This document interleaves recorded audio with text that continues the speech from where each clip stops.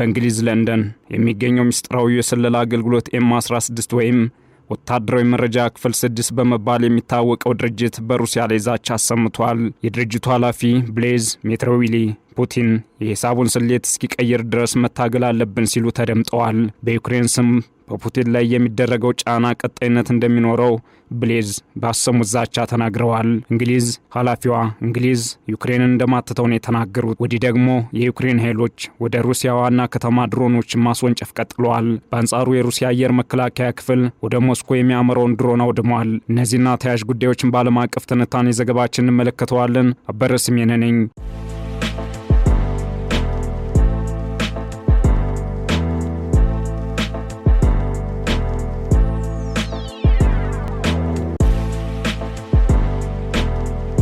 የኔቶ ዋና ጸሐፊ ማርክ ሩት ባለፈው ሳምንት ሩሲያ ለመመከት አውሮፓ እንደ ቅድመ አያቶቹ መዘጋጀት አለበት ካሉ ወዲህ በሩሲያና አውሮፓ መካከል ያለው ውጥረት አብጦ ይገኛል።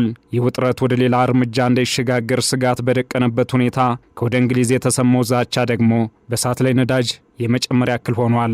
ዛቻው የተሰማው ከእንግሊዝ ውጪ መረጃን መሰብሰብ፣ ሽብርተኝነትንና የውጭ ስጋቶችን መከላከልና የሀገሪቱ የውጭና የደህንነት ፖሊሲን መደገፍ ዓላማው ባደረገው ተቋም መሆኑ ጉዳዩን በዋዛ እንዳይታይ አድርጎታል።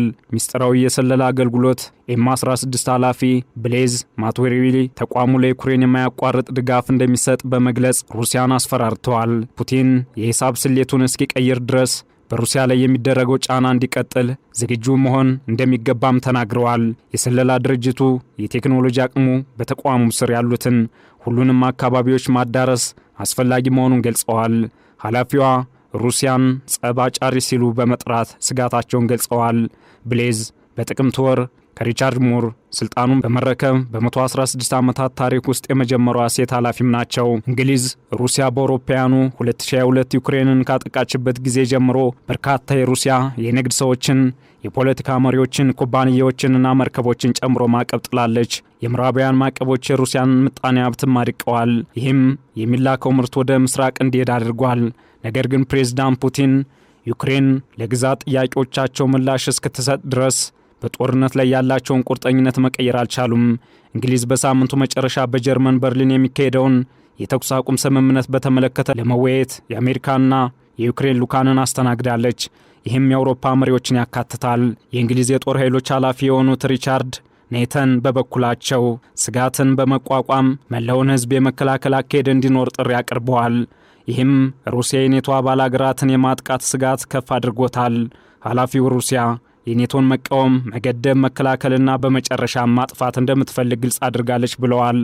በቅርቡ ሮያል ኢንጂነሪንግ አካዳሚ በወጣው ሪፖርት ላይ የተገለጸውን የክህሎት ክፍተት ለመፍታት ለአዳዲስ የመከላከያ ቴክኒካል ልዕቀት ኮሌጆች 50 ሚሊዮን ፓውንድ ይፋ እንደሚያደርጉም ይጠበቃል። እንቅስቃሴው በቅርብ ሳምንታት ውስጥ ፈረንሳይና ጀርመን ይፋ ካደረጉት የብሔራዊ አገልግሎት እቅድ ጋር ተመጋጋቢ ሆኖ ይወሰዳል። እናም እንግሊዝ በአጠቃላይ እየጨመረ ለመጣው ተለዋዋጭ ዓለም እንዴት ምላሽ መስጠት አለባት የሚለው ሙግት እየተጠናከረ ይገኛል። ከሩሲያ ወገን ደግሞ በአውሮፓ መሪዎች እየተሰጡ ያሉ አስተያየቶች ውድቅ ተደርገዋል። የክሬምሊን ጋዜጣ በእሁድ ዕለት እትሙ የኔቶ ዋና ጸሐፊ ማርክ ሩት ከሩሲያ ጋር ለጦርነት ስለመዘጋጀት የሰጡትን አስተያየት ኃላፊነት የጎደለው ብለውታል። የሁለተኛው የዓለም ጦርነትን ውድመት በትክክል እንዳልተረዱ ያሳያል ሲል ማጣጥሎታል። ሩት ሐሙስ ዕለት በበርሊን ባደረጉት ንግግር ኔቶ አያቶቻችን ወይም ቅድመ አያቶቻችን ባሳለፉት የጦርነት መጠን መዘጋጀት አለበት ሲሉም ተደምጠዋል። በዚህ ወቅትኛ የሩሲያ ቀጣይ ኢላማንን ብለዋል። በሌላ በኩል ደግሞ የክሬምሊኑ ቃል አቀባይ ዲሚትሪ ፔስኮቭ በሩሲያ ጉዳይ በሰጡት አስተያየት ምንም ጊዜ የላቸውም ብለዋል። ይህም ብቻ ሳይሆን በሚያሳዝን ሁኔታ ሩት እንዲህ ያለ ኃላፊነት የጎደለው መግለጫዎችን ሲሰጡ ስለምን እየወሩ እንደሆነ አያውቁም ሲሉም ወቅሰዋል። ከዚህ ባሻገር አንድ የሩሲያ የድንገተኛ አደጋ ማዕከል እንዳስታወቀው አንድ የዩክሬን ድሮን ተመቶ ከወደቀ በኋላ የነዳጅ ማጣሪያ አቅራቢያ እሳት አስነስቷል። እሳቱ 100 ካሬ ሜትር ስፋት ያለው ቦታ ሸፍኖ ከቆየ በኋላ ጠፍቷል። ዩክሬን ቀደም ሲል ወታደሮቿ በሩሲያ ቮልጎሮድ ክልል ውስጥ የሚገኝ የነዳጅ ማደያና ማከማቻ እንደመቱ ማስታወቃለች። የሩሲያ የመከላከያ ሚኒስቴር እሁድ ዕለት ጦሩ በዩክሬን ምስራቃዊ ዛፖርዣ ግዛት ውስጥ የሚገኘውን የቫርባሪቫካ መንደር መቆጣጠሩን አስታውቋል።